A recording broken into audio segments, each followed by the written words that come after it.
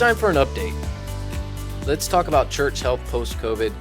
And as we head into 2023, there's a lot of changes that have taken place over the last couple of years. 2022 was definitely a transitional year for a lot of churches in a lot of ways. So let's look at the implications of what is to come as we move into 2023.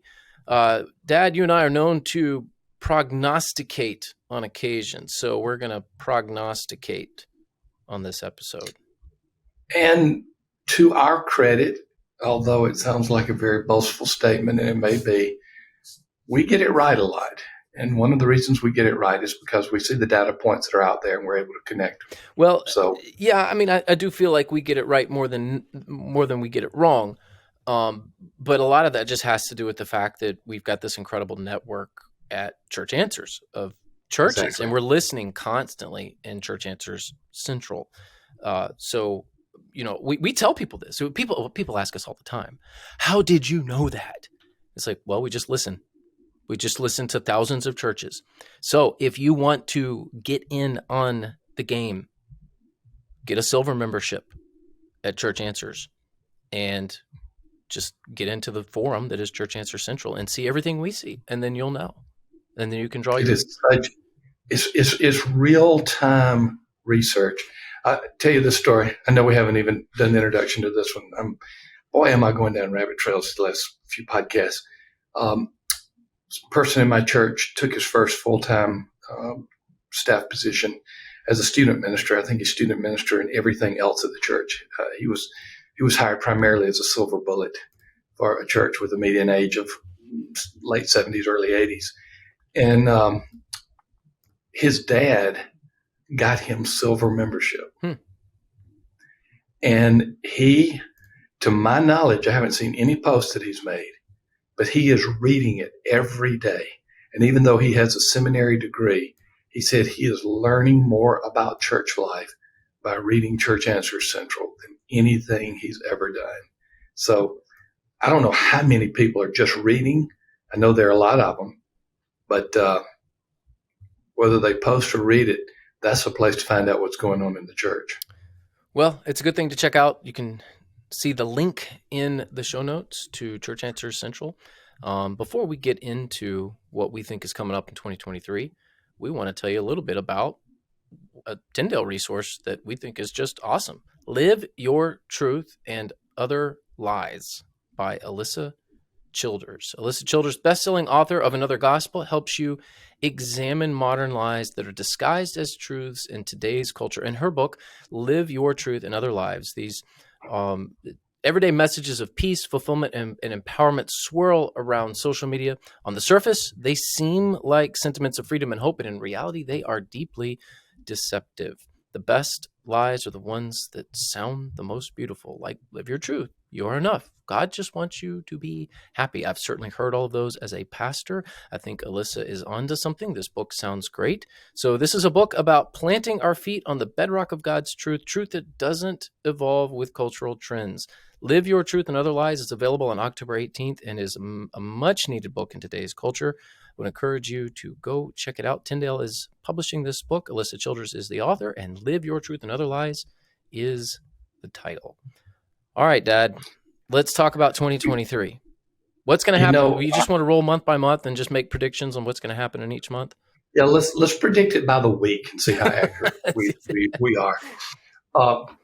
I've told the story, so forgive the redundancy, but as the pandemic was in full form, Tyndale asked me to write a book on what the church would probably look like after the quarantine. They weren't predicting the pandemic would end. They weren't predicting the COVID would end. But so I wrote a little book called The Post-Quarantine Church, and it's done well. It's been well received. Now, essentially what we're doing is we're taking that book, and we're not reviewing chapters, even though I would suggest the readers get a hold of it. What we're doing is we're saying, okay, let's extrapolate and let's pull some of this information into 2023 and see what's going on. So the data points are still the same. Churches across North America, and more so as time goes on globally, because we're becoming more globally connected. It's always great to see those outside of North America connecting with us. But now we're going to look at the post-quarantine church, the post-COVID church, whatever you want to call it, going into 2023. So let's hit it. This first one is the co-vocational movement grew both out of necessity and out of desire. Co-vocational, the way we define it, is a pastor or some other staff person deciding that he or she wants to work at the church with part-time compensation. And then they have another job in the marketplace. Bivocational means it's necessitated usually by finances of the church, and you cannot be paid full-time.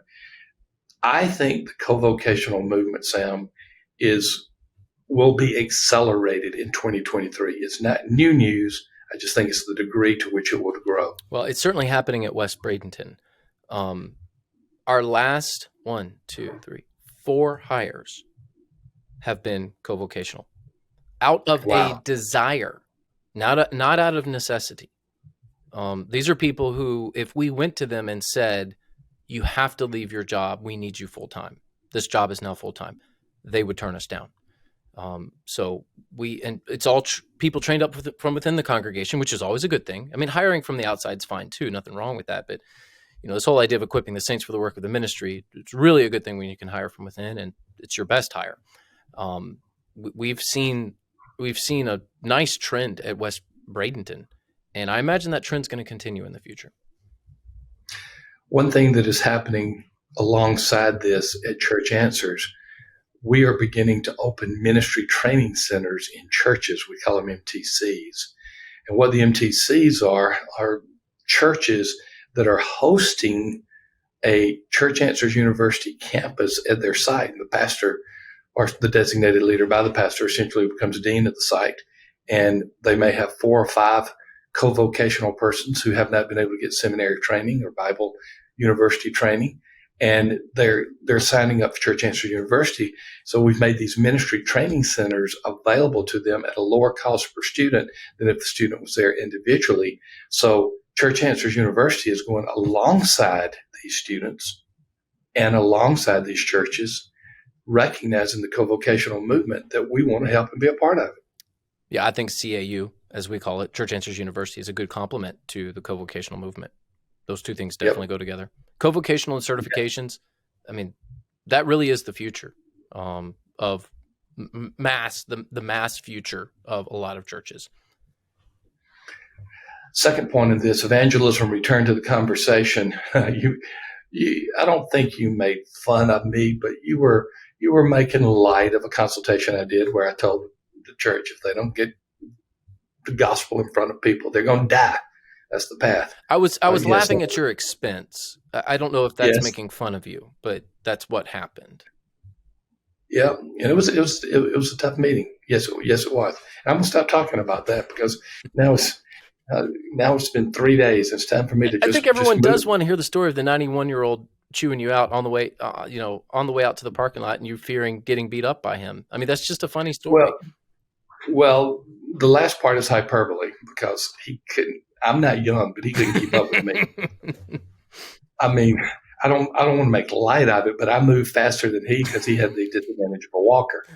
But he was trying to shuttle as quickly as he could and tell me why I was wrong. And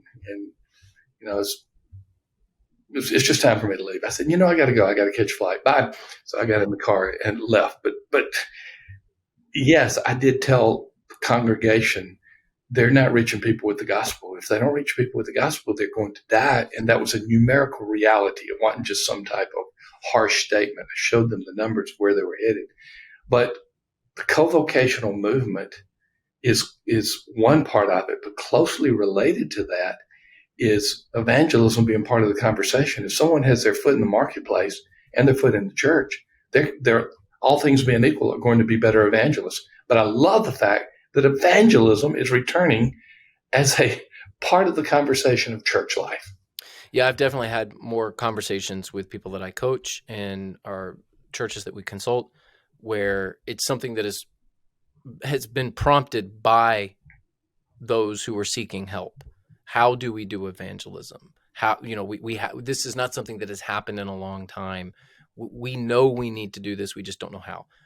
So a lot of churches are realizing that the answer to their woes is reaching outward and sharing Christ with the world. And I know that that's common sense, but the reality is a lot of churches don't do it. Well, that's the reason we'll be introducing the Hope Initiative. That's why We have the doing how. that. More on that later. Yeah, we've put together a Yeah. program that will help you reach outward. And it is a program, but it's a program that is, for most lay people, exciting and doable. It's not a burden. So we'll talk more about that later.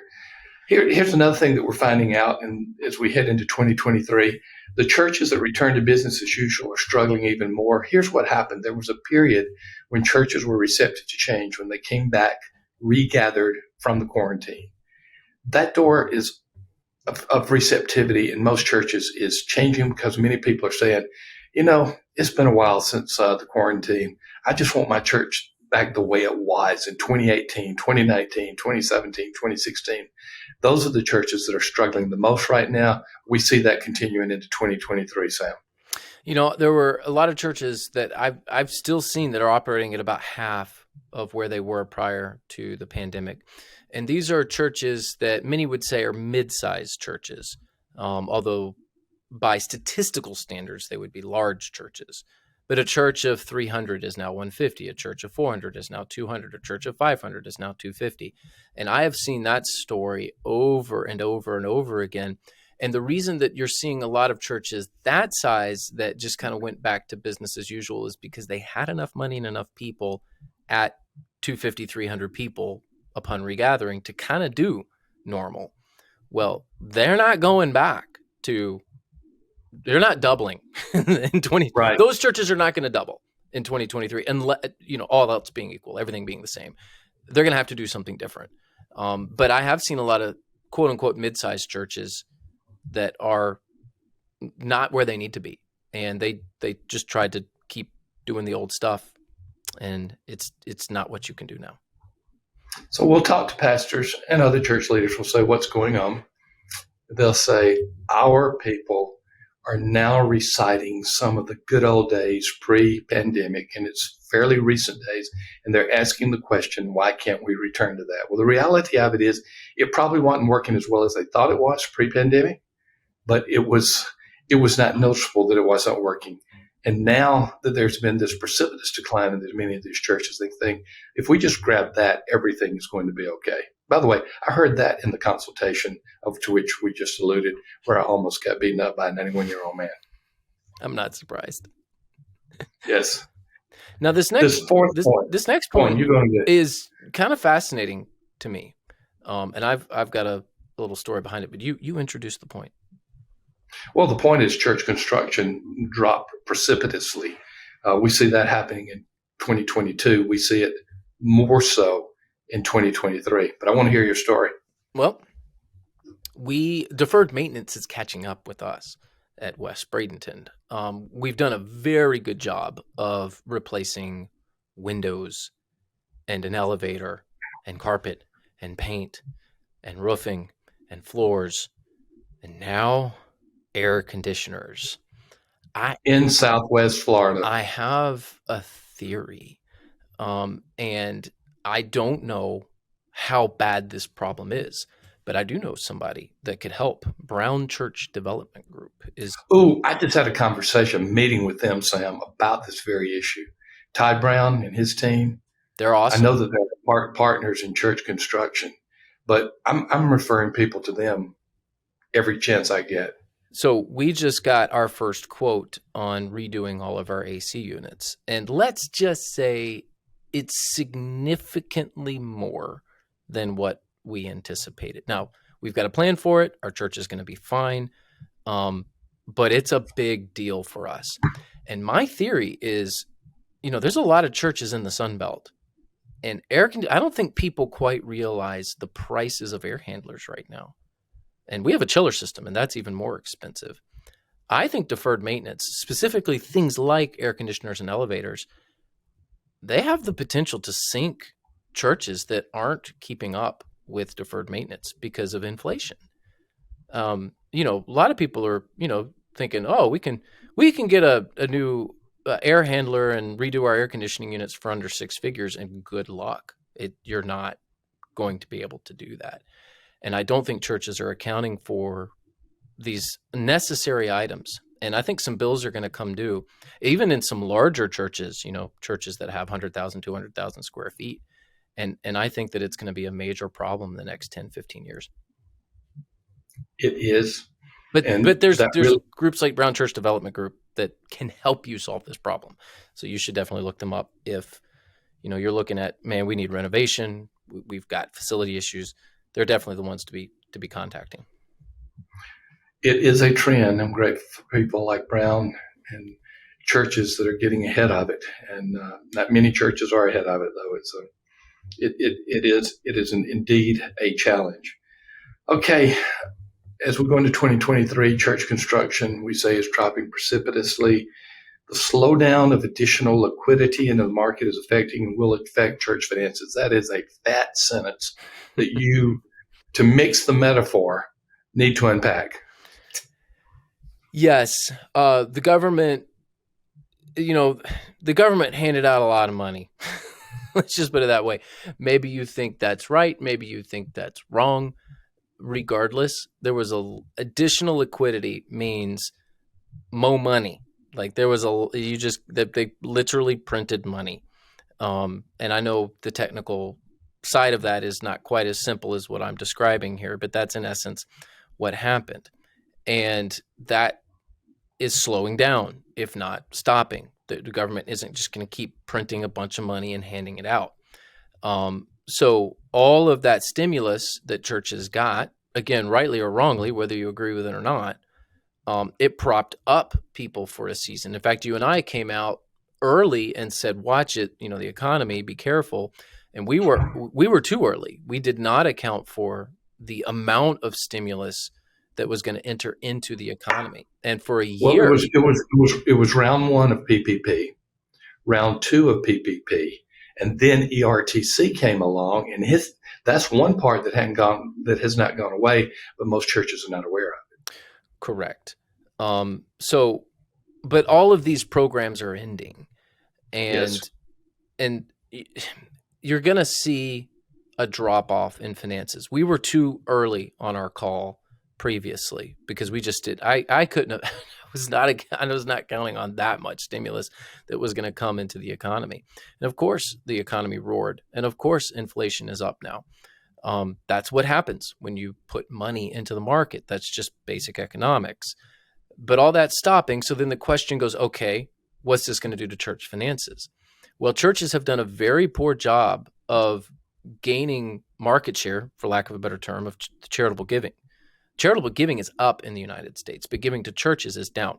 They're giving charitably, but they're not giving to churches. Churches are not winning, if you want to talk in economic terms, this battle over dollars when it comes to what people give to. So not only is the stimulus stopping, churches have not done a good job of garnering, a share of what people give charitably. We could do a whole episode on that alone.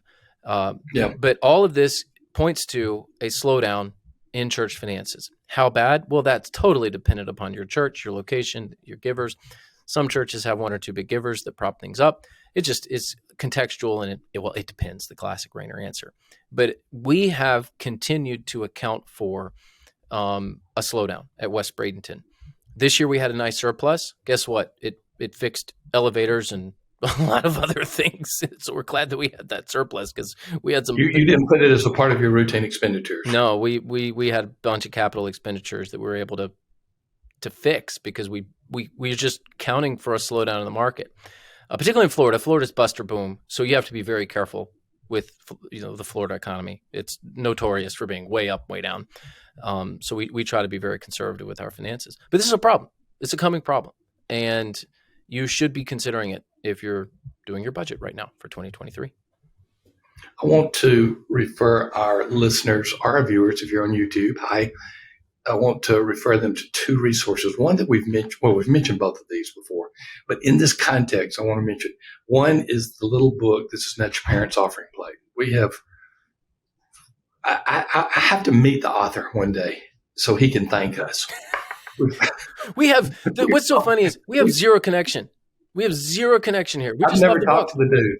Yeah, but it basically talks about what you just said, market share.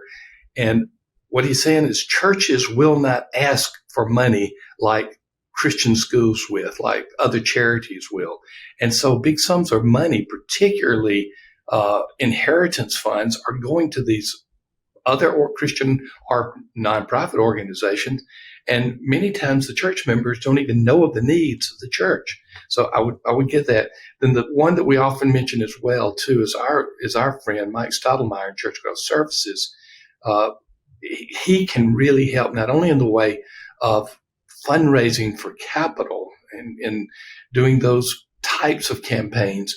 They can also help with the budget. He can give you a realistic view of some of these things. So those are two resources. One is a book. Another is an organization called Church Growth Services. Either one of those would be very helpful. I highly recommend both Church Growth Services and the book, Not Your Parents' Offering Plate. Both. You should look at both of them. Yep, and maybe we'll meet the author one day. We should do an interview. That would be the most fun interview. This author would be like, it probably doesn't even listen to the podcast. If he listened to the podcast, he would be calling us. So, yes, he's out giving good advice. Well, thank you for listening to this. We're going to continue to monitor this whole issue of what's going to happen in 2023. Again, we think that we will have a good visibility because of the number of churches that connect with us in a number of ways. In the course of a year or so, usually about 2 out of 3 Protestant churches. That's old data, but it's still worth mentioning. Touch point to us somehow. And now we're adding global churches to this. So we'll continue to give you that information so that you can find out more and more about this 2023 moves that we're seeing taking place. We also always want to thank our sponsor, Logos, and their sister company, Logos. I'm just saying that tongue-in-cheek because we've heard it pronounced different ways, even by different team members, and they're going to probably tell me to stop. According to a recent survey, 30% of evangelical churchgoers want more in-depth teaching. If you want to go deeper in the Word, Logos is the Bible study platform for you. Logos fuses powerful technology with biblical resources. We had a webinar, I should say, recently, and they showed how you can access multiple Bible translations, their search tools. Sam mentioned when it comes to anything Christian, he's given up on Google and he's going Logos, and I say the same thing. Commentaries, seminary level courses, audio books, 200,000 digital books in this library. It's now more affordable than ever. Get started at $49 if you use logos.com/church answers. You can see that in the show notes. Once again, thank you for being a part of this episode where we're constantly not only helping churches in the present and learning from the past, we're looking to the future. And we'll continue to do that. We'll see you in the next episode.